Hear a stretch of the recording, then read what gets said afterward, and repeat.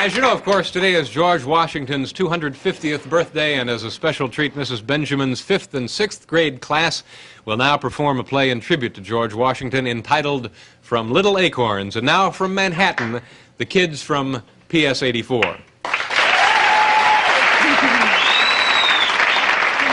winter of 1777 at Valley Forge, 20 miles outside Philadelphia, where the British enemy troops were stationed, was one of the darkest chapters for the Continental Army in the American Revolutionary War. We find General Washington with his ragtag army of plain farmer boys and ordinary citizens shivering and hungry in the bitter cold. The soldiers wanted to give up and go home, but they loved George Washington so much they stayed for his sake.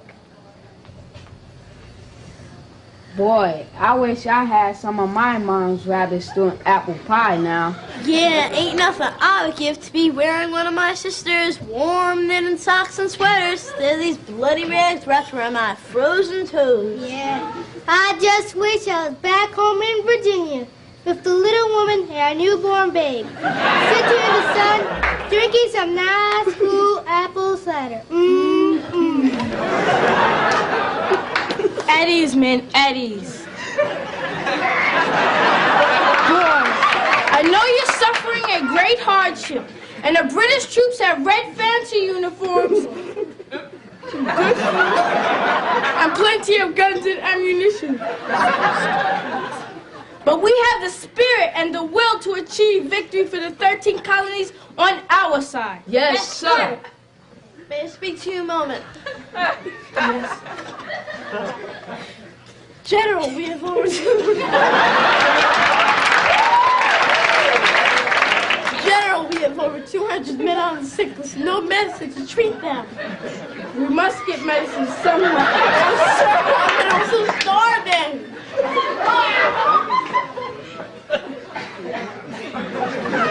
I've written a letter to Congress. I've begged for shoes and blankets and money for the soldiers' pay. I myself want no salary for the service of my country, but they have sent nothing. But don't they care? Don't worry, lad. Tell the men I'll stay with them until I can lead them on to victory. Yes, sir. Come on, guys. Let's have some sleep now.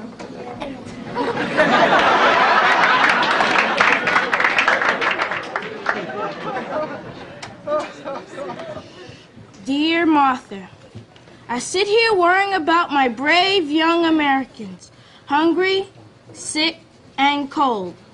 I'm comforted by thoughts of you and the children safe in Mount Vernon, and my mind wanders back to my own peaceful childhood in Virginia. I remember one day many years ago when...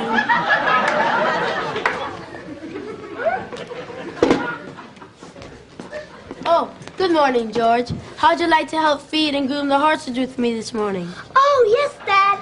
I'd love to. But, Dad, do you think I could ride the gray horse today? No, son, you'll have to wait until you're a little bit older. But I'm not afraid, Dad. Oh, Augustine, we have such a brave child. I know he's going to be a great leader someday. Oh, come now, Mary. All mothers say that about their children. Come, George, we have work to do. Okay, Dad.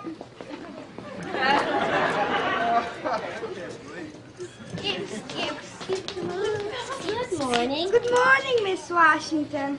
Oh, what a lovely cherry tree. Thank you.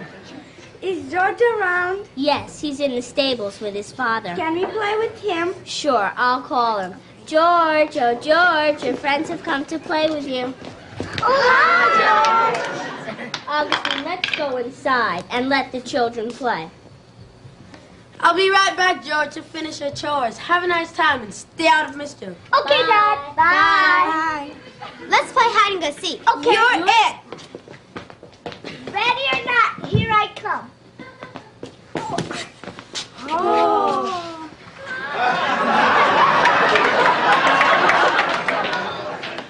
George, you better put the act down or you can get in big trouble. Yeah. I want to show you how strong I am. But not with the ass. Well, you better not tell who did it, or else. No, No! Let's not be big.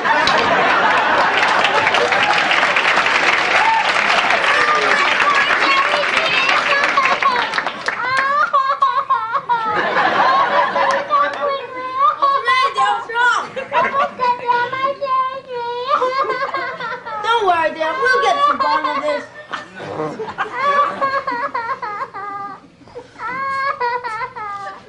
Children, come out here. Which one of you did this terrible deed? This was my wife's favorite cherry tree. Confess now, I'll make sure that you're severely punished.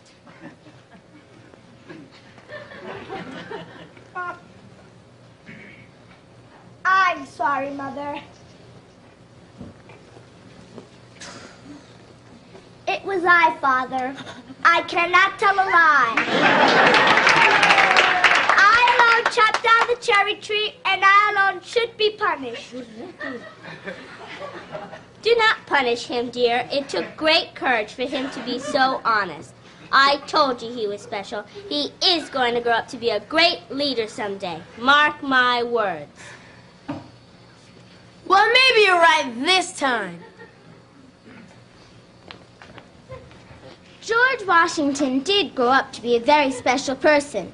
He did indeed lead the way to independence from the British rule.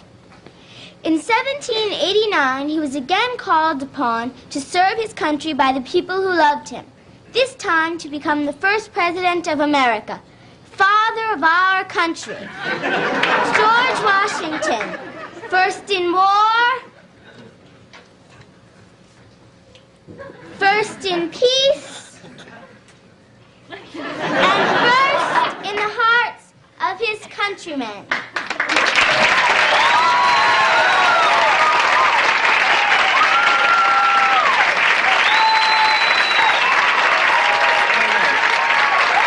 Very nice.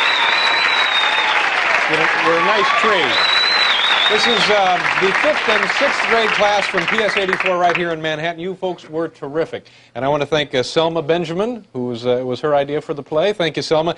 And also Sid Morrison, the principal of PS 84. Our salute to George Washington's birthday, ladies and gentlemen. Thank you, folks. We have to pause. We'll be right back with cartoonist Simon Bond.